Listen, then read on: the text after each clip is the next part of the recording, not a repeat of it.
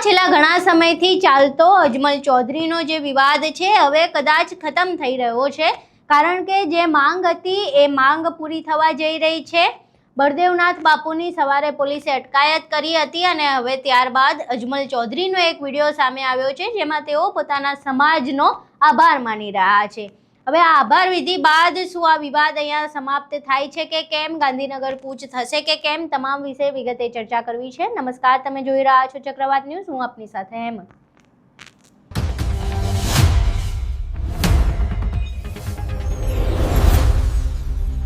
થોડા સમય પહેલા એક વિડીયો સામે આવ્યો હતો। વિડીયોમાં અજમલ ચૌધરી હતા, એમનું અપહરણ કરીને તેમને અમુક લોકો માર મારી રહ્યા હતા। અજમલ ચૌધરી હાથ જોડી રહ્યા હતા, તેમ છતાં તેમને માર મારવામાં આવી રહ્યો હતો।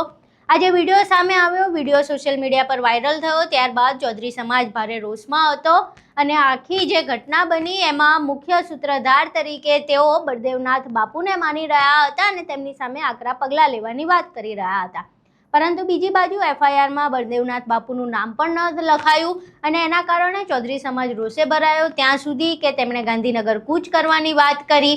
વિધાનસભાના અધ્યક્ષ શંકર ચૌધરીએ ગ્રાઉન્ડ ઉપર આવવું પડ્યું, સમાજને સમજાવવું પડ્યું ને કહેવું પડ્યું કે ગાંધીનગર કોઈએ રેલીમાં જોડાવાની જરૂર નથી। આ બધી ઘટનાક્રમ પછી સવારે સમાચાર આવ્યા કે બળદેવનાથ બાપુની અટકાયત કરવામાં આવી છે।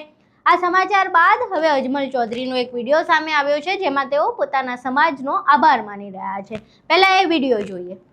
2000 દીદી મારા માથે અપહરણ કરીને બળદેવનાથના માણસોજી આવી મને લઈ ગયેલા 2012 દાગીરી મઠની અંદર, અને ત્યાં આગળ જે બળદેવનાથે મારા માથે જે કૃત્યુ કર્યું હતું, જે વખતે અમે ફરિયાદ નોંધાવેલી 5-7 દિવસ પછી, એ ટાઈમે બળદેવનાથનું નામ નહોતું।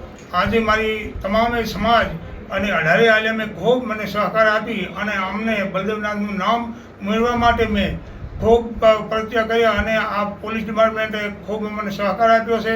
અને જે તામેદાર હતો એને એફઆઈઆરની અંદર મારું નામ દાખલ થયું અને પોલીસ મુજબ હું કહું છું કે એમણે એફઆઈઆરમાં નામ દાખલ કર્યું છે એમ, અને એના માટે થઈ અને એમને પૂરો ગુનાનો જે મારો ગુનો કર્યો છે એનો મને ન્યાય મળે અને એવું હું આપના પાસે અને એમની ધરપકડ કરી છે, એટલે એ મને એ માટે સંતોષ છે એમ।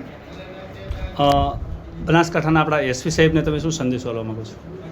એસપી સાહેબને સંદેશ આપવા એ માગું છું કે એસપી સાહેબે મારા આગેવાનો, મારા મંત્રીમંડળનો જે એમના પાસે જે અમારી વાતને લઈને ગયેલા હતા એ વાત માટે સાહેબે જે મારા માથે મતમત કરી અને જે આરોપીને બોલાવી અને એમના માટે જે કાર્યવાહી કરી છે એના માટે મને સાહેબનો મને આભાર છે।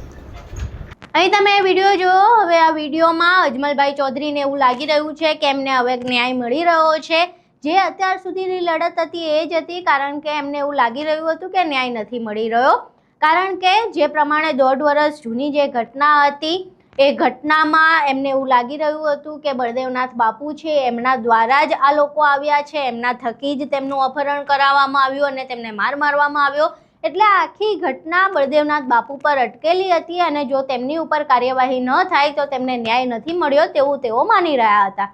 હવે આખી ઘટનાને લઈને બળદેવનાથ બાપુની અટકાયત કરવામાં આવી, તેમની પૂછપરછ કરવામાં આવી અને હવે એવા સમાચાર સામે આવી રહ્યા છે કે કદાચ તેમની ધરપકડ પણ થઈ શકે છે। હવે આ આખી જે ઘટના છે, બળદેવનાથ બાપુ પર જ્યારે કાર્યવાહી થવાની શરૂ થઈ છે ત્યારે અજમલ ચૌધરીથી લઈને તમામ ચૌધરી સમાજનું એવું માનવું છે કે હવે તેઓને ન્યાય મળી રહ્યો છે, પરંતુ શું હવે ગાંધીનગર કૂચ થશે કે તે રદ થઈ છે તે વિશે હજુ સુધી સત્તાવાર કોઈ માહિતી નથી મળી। જે સત્તાવાર માહિતી છે આવતીકાલે જાહેર કરવામાં આવશે કે ગાંધીનગર કૂચ કરવાની કે કેમ, અને અજમલ ચૌધરી આ મામલે શું કહેશે એ પણ આવતીકાલે સત્તાવાર માહિતી જાહેર થશે। આખી જે ઘટના છે એ ઘટના તમે જોઈ, આ ઘટના વિશે તમારું શું માનવું છે, તમારા મંતવ્યો અમને કોમેન્ટ બોક્સમાં જરૂર જણાવજો। વિડીયો પસંદ આવ્યો હોય તો વિડીયોને લાઇક કરજો, શેર કરજો અને અમારી ચેનલને સબસ્ક્રાઇબ કરવાનું ભૂલશો નહીં। નમસ્કાર।